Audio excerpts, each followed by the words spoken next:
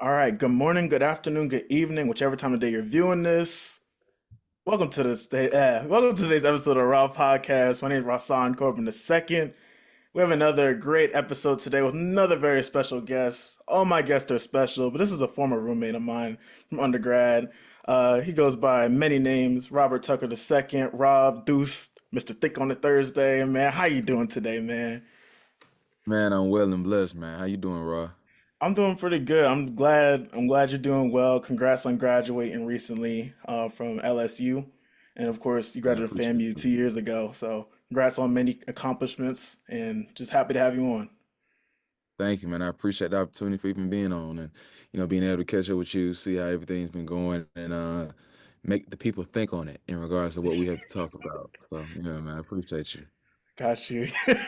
Appreciate that transition.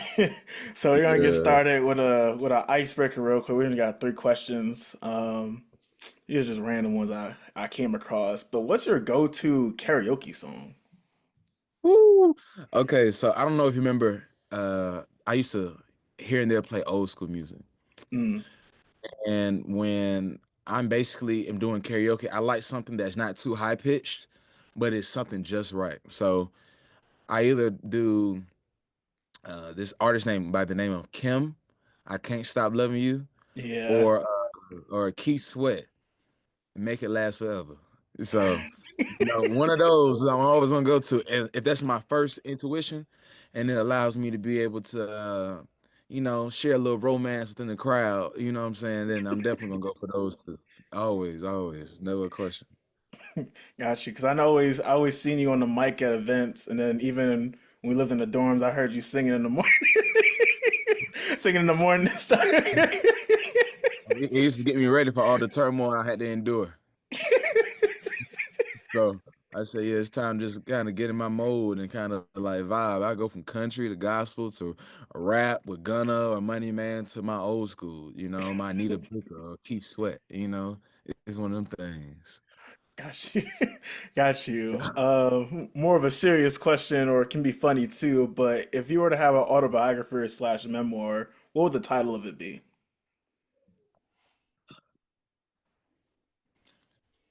Honestly, mm, I feel like the title would be A Future Icon. Future icon. Why is Because that? I feel like there's always room for you to be able to grow tremendously and not necessarily within a public's view, but with the relationships you have with people, your family, and yourself. And I feel like an icon sometimes is only limited to what others think of you, but not necessarily what you think of yourself. And I feel as if as these couple, it hasn't even been 2 years since I graduated. So like this last year and a half, I've been able to like transition a future icon or the transition. Those would be the two options. And the reason why is because I feel as if I've been able to just experience so many different things from, moving from Florida to New York, then New York to Louisiana, then back home to Atlanta. It's one of those things where I feel like I'm continuously growing, even though I'm still figuring out this thing called life. Mm, So, I would definitely reference either the transition or a future icon because of all of the goals and aspirations that I have, but the work that I'm putting in behind it as well. got you. And one last question. I already listed off some of the names you have, but are there any other nicknames you go by? So, a couple of my family members, they call me Deuce and Rob, but my mom and a couple of my other family members, they used to call me Bobby or Lil Rob because my pop, his name is Robert, so Lil Rob, Big Rob, and Bobby. That's like a universal nickname for Robert. So like Bobby Yeah. Brown's real name is Rob. I mean Bobby is Robert. Robert F. Kennedy's nickname was Bobby. You know what I'm saying? So it's one of them things. But outside of all that, you know, I think that's it. If I could think for real, yeah. So That's what's yeah. up. Well, appreciate you participating in the icebreaker. We're going to dive into this interview now. So tell us a little about yourself. You already said a few of these questions, but like go through your family greeting. You know what I'm saying? Where are you from? Where you went to school? What'd you major in? You know what I'm saying? The J school greeting. Oh my gosh, yeah, I remember those days. Don't miss them. Well, greetings. I am Robert Tucker II, but everyone knows me as Deuce.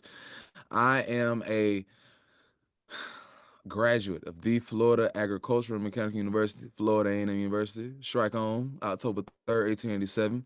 I received my Bachelor of Science degree in Broadcast Journalism in August of 2023, and I pursued and graduated from Louisiana State University with my Master's of Business Administration with a marketing concentration in December of 2024. Um, I'm the youngest of four. I'm an individual where I've been able to live in a few states from Georgia, Florida, Louisiana, and now I didn't say New York. Um, I'm a person who loves to just go after. I love to travel. I love music, especially old school music. I see you got a couple of throwbacks back there. Oh You got that yeah. little Dirty Baby project I was listening to. Got that Billie Jean with Michael. I'm telling you, boy, I know something, something. Um, I'm a person. I was a three-sport athlete in high school, and I played, basketball off and on through high school. Played football my last couple of years in cross country early on in high school. I think I said I'm the youngest of four already, but I'm just a go getter, man. I'm a person who I love people, but I also love my peace. So I had to have a balance with that, man.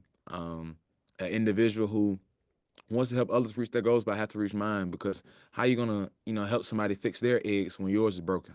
Hmm. Uh, I also love just to, enjoy this thing called life, man. I'm born and raised in the city of Black excellence. Where Black excellence prospers, Atlanta, Georgia. For Crawford Long. Everybody don't know about Crawford Long.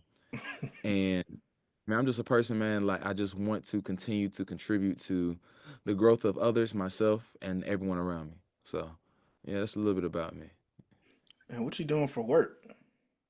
Yeah, so at this moment, I didn't had a couple of jobs, man, but I used to work for Good Morning America for about a year, had knee surgery, had to, kind of resign from that because I had to recover. Then I realized, I said, man, I want a career where I can be able to have some type of drive. Also wanted to be able to have some type of incentive where something is encouraging me to keep going harder and harder, which is the money and the career. I mean, not the careers, but the relationships that I'm establishing. So now I work in sales. I'm working for a couple of different companies, but I work in Atlanta, Georgia, where I am an individual over 360-degree interior virtual tours, where I contribute to different corporations such as real estate, entertainment, restaurants, things that kind of give you that virtual reality in order for you to be able to actually see what everything is in person. And I also recently was working for a corporation that we were able to sell different internet and cable and stuff like that. So sales is something that's very interesting. I've been able to grow a liking for it, but I remember someone told me if you have the gift of gab, you are already a people's person, you're halfway there. So they say you're already halfway there. So I gave it a shot. I was able to, have significant growth recently in regards of this whole career field, and I'm appreciative of it. And I'm also an entertainment journalist. I contribute to a couple of different corporations and a couple of outlets where I've been able to interview different artists, different entertainers. The list goes on from Cam Newton, Chris Paul, Ti. I even was able to have a conversation with the former vice president, Kamala Harris, and the list goes on. So those are a couple of things I do in regards to my passions and my work field as well. That's what's up. Now let's dive into the story of Yeah. how you got there. Mm, First topic we have is HBCU life. You know what I'm saying? mm. A lot of people don't think HBCUs can really gear you for, the real world. That's an often Right, misconception right, I hear. right. So, first off, why FAMU? Mm. Like out of all the That's a great question. HBCUs, because you're from Atlanta, you know what I'm saying? You Yeah, got you yeah. got Morehouse down the street, and I Uh-huh. forgot what else is in Atlanta, the Georgia area, but like why Rock FAMU? Island. Yeah, man. Honestly, growing up here, you're able to see how the academic institutions operate on a regular basis. Morehouse is about 20 minutes from my house. And I was able to actually, visit Morehouse, Clark, Atlanta, and they were cool schools. They had a lot of great alumni that come out of there in regards of Samuel Jackson, Spike Lee, the list can go on in regards of the significance they brought to their career fields. However, it's too close to home, man. I wanted to be able to kind of spread my wings and kind of understand the importance of who I was without being having to rely on my parents solely. So I think it was my junior or senior year, one of my classmates, his mother took us on a college trip from the high school I went to. I went to Miller Grove High School in DeKalb County. Then I transferred to Arabian Mountain. She took us on a college tour, basically like 12 to 15 colleges, and it was for like 2 3 days. And we was going down to Georgia. We went to Augusta University, seen Morehouse, we seen Payne College, Albany State, those schools, and we seen Bethune Cookman, you know. eh. But when we went to FAMU, we went during homecoming. I seen the green and orange flags flying, and I seen the beautiful women. I seen the beautiful women. Then I just seen everybody incorporate. I seen everybody incorporating some type of excitement within whatever they were doing. It doesn't matter. They were selling T-shirts, talking to their friends, moving and grooving, grilling. It didn't matter. People were just out and about enjoying themselves. And I looked at this area, and I'm like, whoa, this is live. Literally. So we went to the football game. They had the cannon already out. So for people that don't know, at FAMU, every time the Rattlers score, the cannon goes off. It's a big cannon that's very loud. I heard that. We all got shocked. But it was just the excitement. You seen the band, the March 100. You seen a couple of, different fans in the stands just waving their flags or just going from side to side doing the swag surf. The excitement, the agility, the love that people had for the school. And I know it was a lot of Rattlers that were in Atlanta at the time. And when I went to Florida A University, at the time, the mayor of Atlanta was a FAMU grad. Mm. So I was like, yo, like it has to be something about this school that has so many people bragging about it for years after years. I have not heard about any other HBCU, it was specifically mine, that has people brag about it as much as FAMU.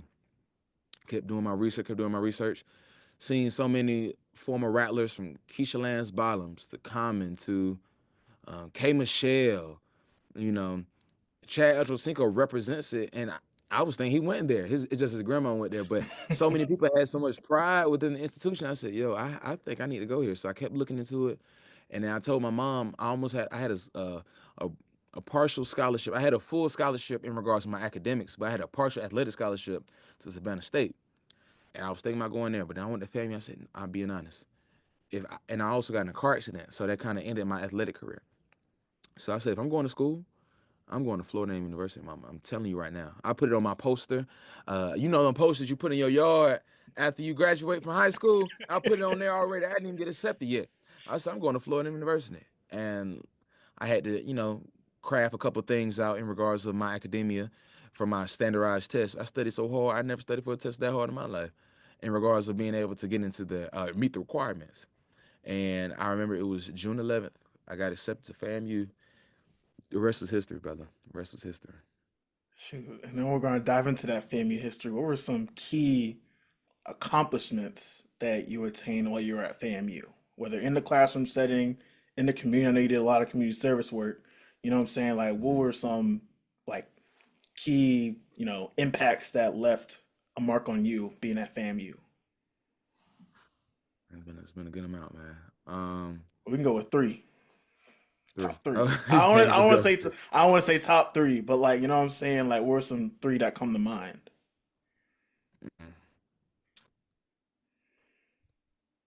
I remember my freshman year,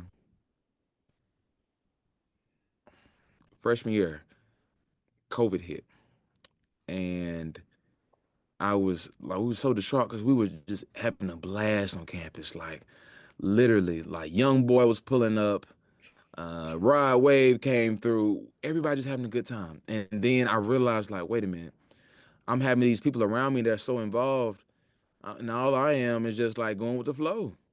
So I said, you know what, man, let me tighten up and see what I actually want to do. So I ran for class president. I ran for class president my freshman year going into my sophomore year. And that was an exciting thing because it was something different. I never ran for anything like that before in regards of some type of leadership in college. So I was able to become victorious with that and be able to contribute so many events and initiatives for my class, which was cool. I also was able to host a lot of events, being able to kind of create a lot of opportunities for the Tallahassee community in regards of people being able to kind of just come together, create some type of camaraderie in regards to their partnerships and career fields and just the joint ventures that they had. So I believe me being a part of a couple of organizations like NAACP specifically because that's for my people, that's for our people, in regards of us being able to establish some type of foundation within our careers, but not just our careers in the community that we're currently in, as well as I did a tech talk my senior year. I did a tech talk my senior year, I remember that. I was and there.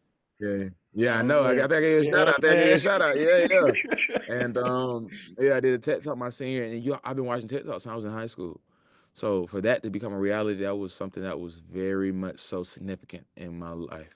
I was very appreciative, and I was very thankful as well. Yeah, a lot of wholesome moments that came from FAMU. Have you made friends on the way? Well, besides me, of course. Have you made friends on the way? And you still tight with those people?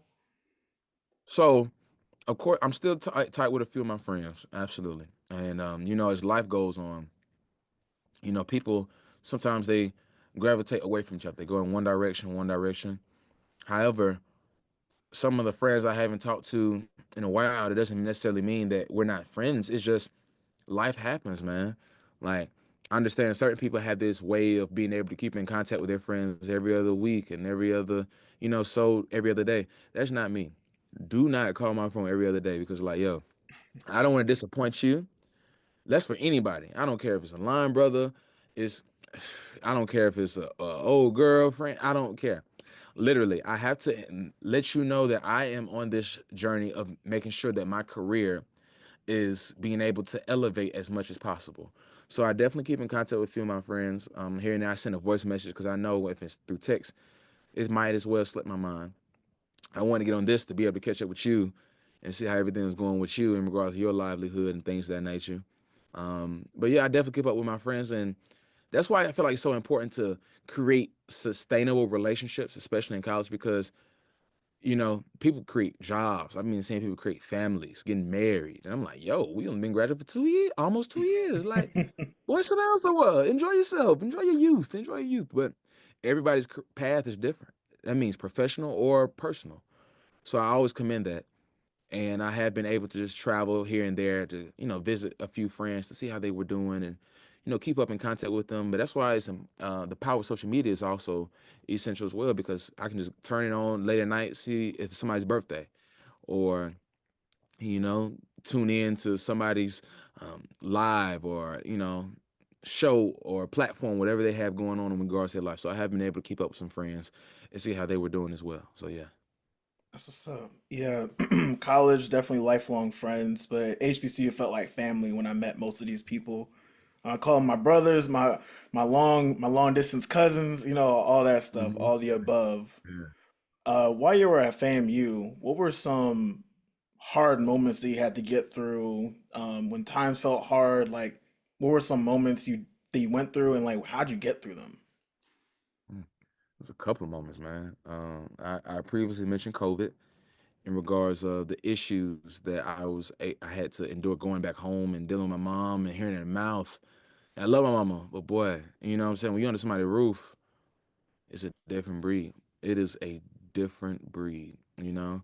Had a couple of heartbreaks, not a couple. I had maybe a heartbreak, you know what I'm saying, in college where I had to be able to, navigate through that storm, but still come out on top. I got when I first came to college, I had crutches, man. I had crutches because I was, like I said, I was in a car accident, but also hyperextending my knee, so I had to kind of, battle through those tests of times, man. There's been a lot of issues, or not a lot of issues, but a lot of controversy, a lot of trials and error. Um, I was an individual who I feel like I always was able to establish some type of humility within myself.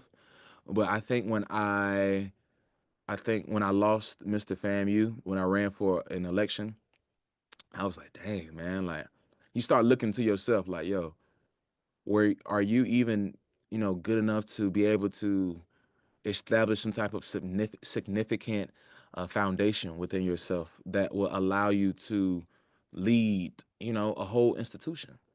Not just a class, because I was able to, do that, but I was referring to the whole institution in its entirety. So, that being able to just navigate unnecessary drama with others that you never want to be able to endure or put yourself in, because somehow some way every time or sometimes when someone's a middleman, hearing from that person, and you're relaying this message like, oh, why are you da da da da da da telling me this? And I'm like, yo, this person probably didn't feel comfortable, so now you in the midst of that. Those are a couple of trials and errors where you just want to be able to learn and grow and just be able to create that strong core within yourself to allow you to, see another day and create some type of substantial foundation within your life. Gotcha. Yeah, I remember trying to figure out how to transition from here. You were still, even after, because I remember we were roommates that year, even after losing the election, you were still motivated, you were still involved. Did you have to take a step Mhm. back before jumping back into that, like the deep end, I guess you can say, with, community service and whatnot, staying involved on campus best you can? Oh, for sure, for sure, for sure. Like I'm telling you, for sure. Like, you seen me as soon as I heard. I said, "Oh Yeah, Lord!" Like, yeah. yeah. I said, "Dang!" And it wasn't about much. It wasn't about much either. It was just, just the fact of you. Like, it's like when you are in a game, fourth quarter, and you lose by like 3, 4 points. It's like, Hmm. yo, what? Like you were right there. It's not like a beat down, blowout, but it's like, yo, you still lost, man. So the most noble thing to do is already acknowledge the person who, was able to capitalize on their opportunity of receiving that, that gift, what I'm saying, of being able to lead their institution. Reach out to them, inform them like, hey, congratulations. We want the same thing, but the institution picked you and you have to respect that, straight like that. So, of course, I wasn't necessarily the biggest fan of talking to people the next couple of weeks, and I had to kind of just kind of bounce back, kind of get my confidence back because I'm like, yo, like you done did all this work. It wasn't for nothing specifically, but it's like, yo, you invested thousands of dollars. People don't know what HBCUs when you invest thousands of dollars, bro, and it doesn't come out your favor, you like, dog, are you serious, bro? I could have sat home for this. You know what I'm saying? So it's like it's one of them things where you had to learn humility with dignity. Have some dignity, but you have to be humble as well. And I definitely took a step back. People were trying to reach me, friends, line brothers, people in other orgs, just people just thought about me. Definitely tried to reach me in regards to those matters. But I just put my chest up, man. I went to class the next day, kept my head up, did my work, was able to speak to people I know who didn't support me, people who did support me, because it's just part of the game. Now, it definitely, when you're in that mode of like, not necessarily defeat, but like defeat, you sit back and like, dang, man, I thought me and that person were friends. So like I understand that they didn't necessarily specifically support me, but like them solely supporting someone else, like, yo, that's crazy work. Crazy work. So you just realize, like, yo, of course, the impact you have in your institution is forever. However, that specific position or specific acknowledgement is temporary. So you got to understand that life goes on, man. You're gonna have some wins, you're gonna have some losses, but the important factor of everything is how do you bounce back when you fall down? Are you gonna stay down? Or are you gonna get back up? So I, kind of cleared my head. Shout out to my friend Sydney. She invited me on this cruise for her birthday. I went, I enjoyed myself, and when I say I had a blast, man. I was able to clear my head a little bit. Now, of course, it still lingered because people like, yo, like, how you doing? It's like, I think I'm doing. I'm cool, but like, you feel me? I'm trying to like get myself back in order because it's like, yo, I didn't invest a lot of time, sacrifices, didn't go to a lot of places because this one specific goal. And who knows if you would have prepared more. You start to think like if you would have prepared more, if you would did this more, if you would have, not necessarily if you would have said hello to this person a couple times more, bro, everything happens for a reason. And God, he makes no mistakes. So You know, you just thank him for the journey. You thank him for the experience. You thank him for allowing him. You thank him for allowing you to be able to manufacture this opportunity, even be in the position to do so. You know what I'm saying? Because it's one of those things where sometimes in certain elections or certain obligations, you know what's going to be the outcome. And that specific one, no one knew what was going to be the outcome. Mhm. No one. So it's one of those things where you respect everybody that was involved. You know, friends, best friends, no friends. You keep it pushing, man. You keep your head above water. You thank God for another day of life, and you find a way to make it to the next day and be able to navigate the next move that you want to make. You Yeah. know, because sometimes people get caught up in this it's a bubble of FAMU. It's a bubble of FAMU where you get stuck in it. Like, oh my gosh, how I'm gonna do this, I'm gonna do this. Bro, life is way bigger than FAMU, bro. And I understand in that bubble, especially at a HBCU as big as Florida A&M University, you can sometimes get seduced in within whatever's going on. But you have to realize, bro, across from Martin Luther King Jr. Boulevard, some tracks, and then that's the rest of the city. You Hmm. gotta understand that life is bigger than just this specific trial and error. You gotta keep pushing, keep going forward. So yeah, man, I took a setback. I mean, I took a step back, but I was fine, bro. I was fine. Yeah, of course you're a little down and out, but bro, you gotta realize who you are at the end of the day. 'Cause at the end of the day, Yeah. they gonna end. Yeah, even learning that lesson at a younger age, because we were like 20, 21 years old during that time, you Mm-hmm. know what I'm saying? Now we're Right, 23. right. Well, you're 24. I'm turning 24 in May, you know what I'm saying? We getting Yeah. there. We got years of Mm, experience learning. absolutely. So, We're getting older, man. yeah, so one last question for the HBCU section. What's one piece of advice you would give to someone who's on the fence about applying to FAMU versus another school? Dog, apply. Apply. Like, it ain't no question. Like, now I ain't gonna lie, it has changed a little bit because like the generations of social media entertainment, you know what I'm saying, in regards to like how people receive their news. But when I first got to FAMU, man, everybody when they had some type of um when they wanted to hear something or receive some type of news or information, they go to the set or they go to the areas where you kind of see the breakdowns of whatever's going on, from whatever event, because it's posters around the campus or whatever. So that's definitely something that was significant. But like, bro, how's it gonna hurt you? Apply. It may most definitely visit. Find somebody. All you gotta do is look up FAMU. You're gonna find a lot of people that went to FAMU. Reach out to them, ask them what their experiences was. I have people still reach out to me to this very day. I had a young lady reach out to me 2 weeks ago talking about, hey, I heard you went to FAMU. You did a lot of things on the campus. Tell me, how was your experience, bro? I love FAMU. I don't think I could have picked a better HBCU personally. Like, yo, FAMU isn't. I'm indebted to Florida University. I appreciate everything it's done for me. I learned so many lessons, and I received so many blessings. And when you actually are able to understand the importance of being able to navigate through those trials and errors while also being able to receive a top quality education at a top 5 HBCU, at the #1 public HBCU for the last 4 5 years, stop it. Ain't nothing better. Ain't nothing better. So literally, man, you just have to understand the importance of an HBCU first. Because FAMU not gonna be everybody's option. It's not. But I promise you, it should be one of your top. Because the things you learn from Florida A&M, you can take that for the rest of your life, man. And I'm still being able to contribute those lessons to my everyday life. So yeah, man, I'm blessed. You feel me? Blessed. So I think that's a good transition. Outside of FAMU and being from the city where Black excellence prospers, Come on, man. Greek life played a big role in undergrad for you, even well, probably now too. I'm assuming. So you're a member of Omega Psi Phi Fraternity Incorporated. Can you give it a little like a mini crash course on like the history of the fraternity or in like what made you want to join?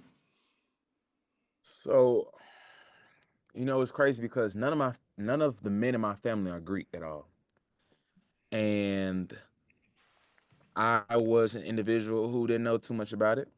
Of course, going into high school, college. However, we had a couple of individuals in leadership in my high school, like vice principals, um, you know, professors, teachers. They were Noops, Kappa Alpha Psi, member of Kappa Alpha Psi, and members of Alpha Phi Alpha. But that didn't really intrigue me for real. Of course, I was looking at a couple of organs. I'm like, okay, they cool. The Kappas, they do their thing. They always looking clean, cool. Dr. Martin Luther King was alpha. Whoop de doo. And you're looking at that, it's like, okay, whatever. But then when I used to host pet rallies in my high school too. I was on the football team. I used to host pet rallies in my high school, and they dropped the atomic dog. And my principal, Dr. Rodney Swanson, he plays at the University of Georgia.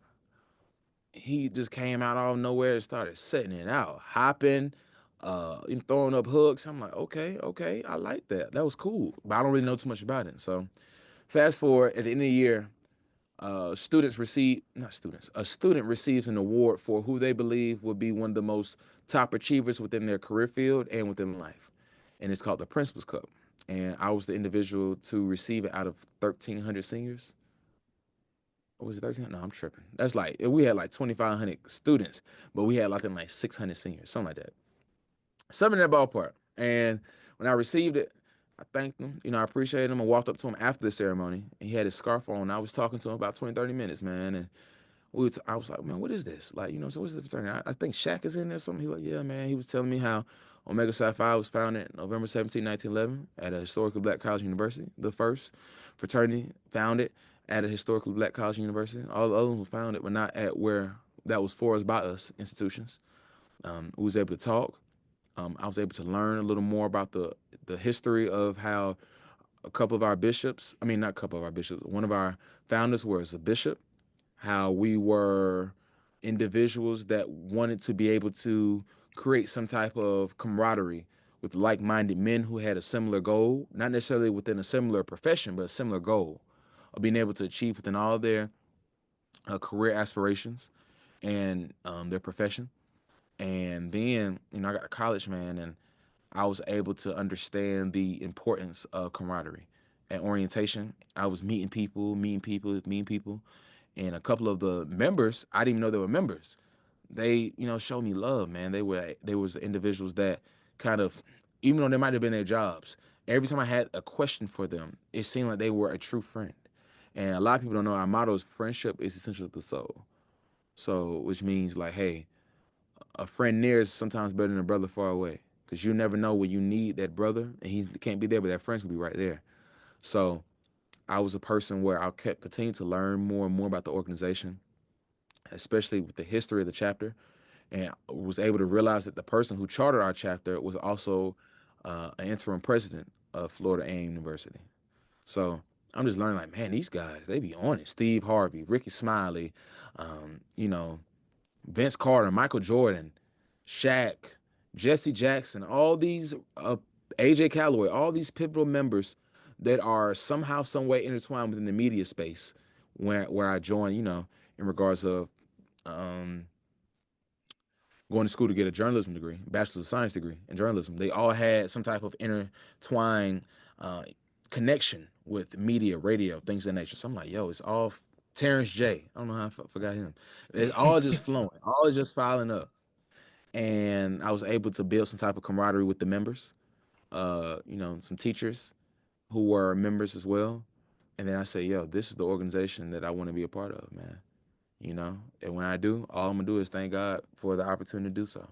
So, yeah, man, that's a little bit about it. So, yeah. That's what's up. And then one part that people from the outside will usually see is the brotherhood and sisterhood within these Black Greek letter organizations. How has that brotherhood influence your personal growth, your personal professional growth? How has that played a role even leading up to now? Man, taught me to grow up. Honestly, man. So I pledged when I was 19 years old, and I was a first semester sophomore. So it was three sophomores on up my line, and it was like 12 seniors and the rest juniors. And me being around a group of older guys, you had to be able to adapt. You had to be able to understand where someone else is coming from, even if you didn't necessarily experience those specific experiences, but eventually you would. So it was a plus and there's a con, pro and a con, because like, yo, sometimes you want to be around people your age so you can be able to do things your age. But when you are able to be around older people, you're able to understand certain things that others are not necessarily able to, contribute to you in regards to the wisdom, knowledge, and understanding that you have. So, me being able to just be able to create that camaraderie with, my line brothers and brothers across the country. So that's the thing about the Qs. We road trip. We go to different schools, we go to different states, and build those friendships with others. And you never know when another brother can, need help you or assist you, and where you can help another brother. So, I realized that it's not just a network, man, but it's a foundational principle of not necessarily of your values, but values that you share with others. So it definitely helped me to be able to mature. Of course, you're still 19, 20, man. So you're gonna have to mature, even if you are still immature. But you're still being able to receive this type of knowledge and understanding and love from people that just want the best for you. So that's something I had to be able to realize and be able to kind of, adjust to as well. Got you. And then how is being a member, or how is being a member, how has that influenced your leadership style and your approach to community service? Mm. So that's all we do, really, man. Our cardinal principles is manhood, scholarship, perseverance, uplift, man. I feel as if manhood has a lot to do with handling responsibility, but helping others when they need help as well. And when you're doing community service, you're literally contributing to your community or our people. They might need some help, or your community might need some help in the environment that you're in. And me being able to actually contribute this platform, or me being able to contribute my time to others that are in need is so essential to my soul, because I'm able to, you know, establish some type of assistance to somebody who actually needs it, or just to help people when they think no one is there to care for them or help them or assist them with the things that they need within their lives. Because everybody not gonna have $100,000. Everybody not gonna have $50,000. Some people just gonna have the clothes on their back and the shoes on their feet, and you just gonna have to humble yourself enough to you for you in order for you to contribute yourself and contribute your time to help these people, to help your community be better. Because this is bigger than oneself. The fraternity, camaraderie, your family, your last name is bigger than yourself. So I want to be a part of something that I feel I can take with me for the rest of my life, while also being able to help others as long as I live. And I feel like the warriors say, there's strength in numbers. So sometimes the more, people that are together in regards to what they have going on and in regards of their mission, the better that a specific objective could be for all parties involved, whether you're receiving or giving. So, and then are you still involved heavily, or as involved as you were in undergrad? So I am involved. I am definitely involved. Definitely do community service. However, I need to be more involved. I can say that I was a little bit more involved in undergrad. However, I still contribute to some community service initiatives in, the city of Atlanta and in New York when I was in New York City as well. Um, Sometimes life kind of hits you where you don't expect, and it's hard to navigate these things. However, there's no excuse. It's important for you to stay active, stay financial, in regards to paying your dues, but at least being able to do the service, because you don't want to be a hypocrite and being like, oh, I did this just for, the clout and the name. That's lame. So I want to be able to contribute more by having able to contribute some. And I will continue to be able to invest my time within, certain community initiatives that need my expertise as well as my efforts as well. Got you. And then closing out in the Greek life section, what are some misconceptions surrounding Greek life that you have come across, whether in undergrad or even now that you're almost 2 years out? Oh my gosh, that we worship the devil, or something like we worship Greek gods or something, man. Like my bishop was a not my bishop was a pastor, because the bishop's pastor. My founder was a pastor, man. Like, you gotta stop this mess. Like, I don't know what other orgs do, but I doubt that I feel like it's a misconception. I feel like it's important, it's imperative for you to be able to have a foundation within Jesus Christ, your Lord and Savior, before joining this, man, because some people make this their whole personality, bro. They think that they can be able to talk down on others. They think that they will be able to become exclusive from the next man, while the next man's paying their bills and you're just worried about, quote unquote, being out. Like, that's lame. honestly, to me. Um, that people in fraternities are, I don't know if I can curse, but a-holes. And because of that, I feel like that's not necessarily limited just to people in fraternities. That's people anywhere. Anybody you talk to, if they are a-hole, they are a-hole. Like, stop Anybody. it. Stop it right now. So, you know what I'm saying? That's one of the misconceptions I feel like is if, you just have to do your research, but also be able to actually be grounded within the understanding, acknowledgement, and wisdom of God. My father's favorite verse, or our family's favorite verse, is Joshua 24, verses 15. As for me and my house, we shall serve the Lord for all the days of our life. That has never changed. I don't care. My fraternity will never come before God, my Lord and Savior. That's crazy work. Crazy work. Um, that also that people who are in these BGLOs, Black Greek letter organizations, they are not necessarily an astounding representation of who a woman or man should be. False. False. Your favorite actor, favorite singer, favorite engineer, they could be part of an organization. And you just said that? Like, yo, you're saying that you're speaking the truth, but probably because you didn't have the grounds of a foundational relationship with the Lord and Savior Jesus Christ, that should be alarming. Like, I'll being honest, I've been seeing more and more pastors join the queues. I'm thinking like, yo, how they gonna be on the altar on Sunday and then be devil worship on Monday? Like, it's something that is not adding up. Hmm. So I feel as if some people, you know, hearing that they might read a scripture and take it with a grain of salt and then just go with it. But there's scriptures that surround those scriptures that help you understand the importance and the significance of those words. So those are a couple of things that I feel as if people have a misconception of that they shouldn't, but I can't control how people think. So yeah, man. However, you can have them think on it, which Yeah, is I just let them think on perfect, perfect for this next section, media slash entertainment.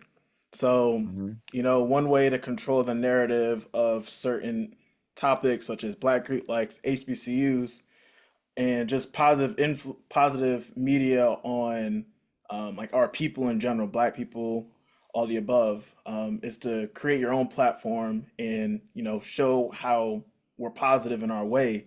So you have your own platform. Could you give a little overview of what you do? Because I know you say it's like a free time thing, but like you seem to do this full time the way I see you post on Instagram. So like, you give an overview of it. Yeah, so my platform is referred to as Dreams to Motion. The reason why I named it that is because we put our dreams into full motion, where you're putting the work behind the efforts that you have, whatever project that you want to portray, things of that nature. It's something that I'm working towards. It's something that I don't want to recognize it as part time because I have a passion for it. It's just you have to have a money maker in order to push that passion. So I feel as if is more than just media. I on the platform I do interviews, I do some segments, I do some podcast work. I'm also have a couple of new projects coming out. Make sure you guys stay tuned for that now. I'm telling you, it's going up, it's going crazy. I just feel as if it's a movement, man. I want to be able to establish and create my own content studios throughout the United States. So basically in different areas that have meant something to me in regards of Alabama, Georgia, New York, places that people can go to and express their freedom in regards of the business that they be able to accumulate from podcasts to shows to movies to singing to artistry. The list can go on and on. So this is just an aspiration of mine, but it's starting off as this, but it takes time to build, build, and build. So that is what I have going on in regards of that specific platform. And I feel like that platform will open up doors for not just myself, but the work and art of Creatives. I don't care if you black, white, brown, green, orange, yellow. Everybody's gonna have an opportunity to be able to express their true meaning of culture. However, usually in regards to this platform, I'm able to relate more to the culture that has been able to bring me up, hip hop, black movies, stuff and quality entertainment that has been pivotal within the black community for years on years that people overlook. So that's just a little bit about the platform that I usually contribute to, and it's going up, man. I'm telling you, it just take time and the effort and passion. But yeah, that's what it is. So, and then did this stem from your time at the journalism school at FAMU, or was this something you had in your mind prior? I had in my mind prior, but I didn't start till after I moved to New York City, and when I was working for Good Morning America. So I had this planned, but I just wanted to take time to actually do it. And I should have started earlier because now I'm 24. I feel like I'm old, but I'm young. However, it's one of those things where you just take you have to create an initiative and a path. You have to create some type of motivational factor for yourself in order for you to be able to create a significant opportunity in regards of this livelihood of life and craftability and your purpose. So this has definitely been in the works. However, I was able to start it, establish it, and now we're about to take off with it. So it just takes time, like I said previously. I want to be able to do so many things, but not necessarily overcompensate myself for all the things I have going on already. But just take it, day by day, and continue to make sure that things are understood in regards to everything that's going on.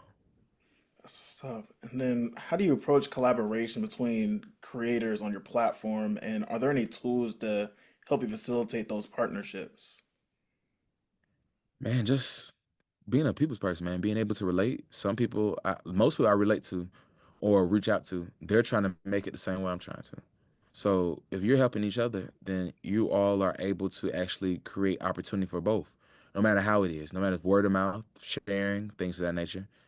And sometimes when you're able to like continue to be consistent, certain corporations and companies reach out to you in regards to help. You know what I'm saying? Like, I'm hosting an event for a major corporation next Friday in Baltimore.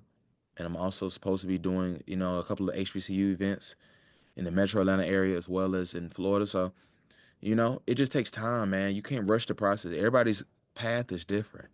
You just have to embrace it and enjoy it while it's here. Because now it's going to be here. So I'm definitely, putting up what you're putting down, man. So, yeah. That's what's up. Yeah, that's why I wanted to start this platform too. I needed a creative outlet outside of my field. I love my field, but you know what I'm saying? I want to expand on the skills I have because I'm good with public speaking. I'm good with sharing knowledge, but you know what I'm saying? I needed a platform, and you're a part of the reason why I started this, actually. So Really? yeah, so I draw inspiration from all over the place, but seeing you post like almost every day, if not weekly, I was Yeah. like, I was thinking about doing a whole 60-second to 2 minutes thing. We're doing a thick on it Thursday. I was like, nah, I talk too much. I talk too much, so we're gonna need a bigger platform. But yeah, you're part of the reason. Just keep going with that stuff, man. But closing out, have you thought about integrating traditional media outlets or other non-digital forms of media into your platform's ecosystem? You talked about it a little bit, but you know what I'm saying, like for right now, where do you see yourself expanding? So as right now, I see the world, man. They they embrace digital media a little bit more than mainstream media because I was even looking at it in regards of an example. The Philadelphia Eagles played the Kansas City Chiefs last week in Super Bowl, and I'm looking at all these announcers when they were talking about, oh, Jalen Hurts is not that guy, or he's in this team is just going to get mollywopped by Patrick Mahomes and the Kansas City Chiefs. Now, I'm a Jalen Hurts supporter since Alabama. Not an Eagles fan, but Jalen Hurts, Devontae Smith, those my guys. Those my guys. So I was going for the Chiefs. I mean, oh Lord, no, I was going Oh for the Eagles. Lord. I was going for the Eagles. I'm not. I don't like Eagles. I don't like the Philadelphia Eagles fans because they're obnoxious. But I was definitely going for the Eagles, I'll man. stand on that. I'll stand on that. Yeah, literally, they're obnoxious, bro. It's ridiculous. Like y'all something else, bro. Y'all something else. And when that Monday hit after they won Super Bowl, oh my gosh, I knew Jalen Hurts would do. I said, "What? I just seen you 2 weeks ago." I said, "You need to owe this." I seen Dan. I gotta give a shout out to Dan Orlovsky. He gave a full apology to Jalen Hurts. I said, "Bro, see, that's all you gotta do, bro. Don't get on the bandwagon when they up. You know what I'm saying? Acknowledge your wrongdoings and what you were saying wrong when they were down. This man done beat Patrick Mahomes, Joe Burrow, Lamar, and Josh Allen. He didn't beat all of them. He didn't beat all of them. So I said, yo, Jalen, you know what I'm saying? Here now, I'd be like, I don't think he was a top two quarterback, but I definitely think he a top five. So I'm just giving you an example of traditional media. I would love to be able to get into traditional media, but I would also love to show people the accountability of what people need to have when it comes to traditional media. So in regards to whatever take they have, whatever media they have, but that's something that would be a passion of mine as well. So That's what's up. Well, once again, um, you always been an inspiration, whether you know it or not. Like I said about the media platform, but even just you bouncing back and pushing forward in life and wanting the better for people from FAMU, people from your fraternity, and people just around you. You want to make them better, and you make me better. So I want to say thank you to you, Deuce or Rob. I call you Rob or Deuce. You know what I'm saying? And that's my family nickname too, Deuce. So that's why I didn't call you that because it felt uh weird. okay, It felt weird. It I felt weird. understand. Yeah. I understand, man. I understand, man. Right? You always been an individual that continues to push, no matter if you're moving in silence or you're you're able or you're trying or you're establishing different relationships with others. You know, you were a transfer student, you came in out of nowhere, and all of a sudden, boom, boom, boom, boom. I seen you with this person. Like, good God, he doing things. So, you know what I'm saying? Like, yo, you feel me? I'm proud of everything you're doing within your career. I'm glad you doing well. See you growing the hair out. Be honest with you, I might grow my hair out too now. I ain't gonna lie, I'm thinking about growing my hair out too now. Might get some You've been braids or saying something, that. You've but been saying that since 2022. I don't want to hear I know, man. I got a little beard. I got a little beard now, so Yeah, I like seen that. I yeah, seen. yeah. So I was like, it's time to try something new. But like I said, man, I feel like everybody who's always handling their business, they should always be some type of motivational factor or inspiration. So you were inspiration to me as well, man. So I'm proud of you as well, bro. Appreciate that. We're gonna close out. Do you have any last minute words of remarks or words of encouragement you want to share to the viewer? Yeah, man. Stay true to yourself. You know, life's gonna have its curveballs, and you're definitely gonna get knocked down. I, you're just gonna have to, but it also helps you if you're prepared whenever you do get knocked down, and you don't even know it subconsciously. You know, it's important for you to be able to prepare for the unexpected, be able to navigate with the blows and punches of this thing called life, and be able to remember your why. And as long as you remember your why and you be consistent with everything you're doing, you know, God will have the final say so, and He will reward you for your efforts. So it's always FLB, favor, love, and blessings to each and every one of you all. So that's all I have to say, man. And make sure y'all follow me on social media, on TikTok, YouTube, and Instagram. My platform is Deuce Tucker, DEUCE TVCKER. And my YouTube is DN2, the number two, Motion, MOTION. Subscribe, like, and show love. You know, and We're support gonna that boy Rock. All Okay? right, we're gonna put the link in the description. We're gonna put the link in the Please description. Yeah, yeah, free do that, game, do that, free do that, do game. You never know what I'm saying? Don't just that. rely on one source. Go to others too. So that's why he's plugging it in. So Absolutely. Yeah. I appreciate you, man, taking time to talk to me, man. yeah, well, once again, I appreciate you. We're gonna close out this recording, but once again, Deuce, Rob, all the above, whatever I want to call you. You know what I'm saying? Appreciate you being on, and all that, sharing your wisdom and everything. I always suck with closing these out. But anyway, if you like this video, please like, comment, subscribe, and share with a friend. Follow the homie Deuce, Rob, whatever I want to call you. I'm gonna just keep saying that. Follow him on all social media platforms to keep up to date with what he's doing in life. We're all doing big things. So, you know what I'm saying? Until next time, take it easy and you know what I'm saying? Stay positive.